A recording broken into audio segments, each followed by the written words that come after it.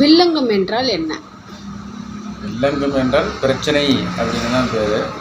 நிலத்தை பொறுத்தல வில்லங்கம்ங்கிறது பார்த்தோன்னா, ஒரு இடத்த வாங்க போகிறோம் அப்படின்னா முதல்ல வில்லங்கம் சரியாக இருக்கான்னு பார்க்கணும். வில்லங்க சான்றிதழ் என்னன்னு சொல்லுவாங்க, அதை இன்கம்பரன்ஸ் சர்டிஃபிகேட் சொல்லுவாங்க ஈஸியில்.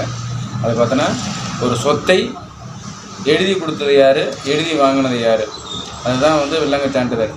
அந்த வில்லங்கம் பார்த்தீங்கன்னா கிரைய பத்திரம் எழுதி கொடுத்துருப்பாங்க, தானசெல்வம் எழுதி கொடுத்துருப்பாங்க, அடமானம் வச்சுருப்பாங்க, பேங்கில் லோன் போட்டிருப்பாங்க, எம்ஓடின்னு சொல்லுவாங்க, அது மாதிரிலாம் பண்ணிருப்பாங்க. அப்போ அந்த சொத்து எப்படி எல்லாம் ஒரு இடத்துல இருந்து இன்னொரு கை மாறிச்சு, எப்படிலாம் அது மாதிரிங்கிறது அதுதான் இன்கம்பரன்ஸ் சர்டிஃபிகேட். அதான் இப்போ வில்லங்க சான்றிதழ். கண்டிப்பாக ஒரு இடத்த வாங்கும்போது வில்லங்க சான்று கட்டாயம் பார்த்துட்டு தான் வாங்கணும். பத்திரம் வச்சுருந்தா மட்டும் வாங்கிடக்கூடாது.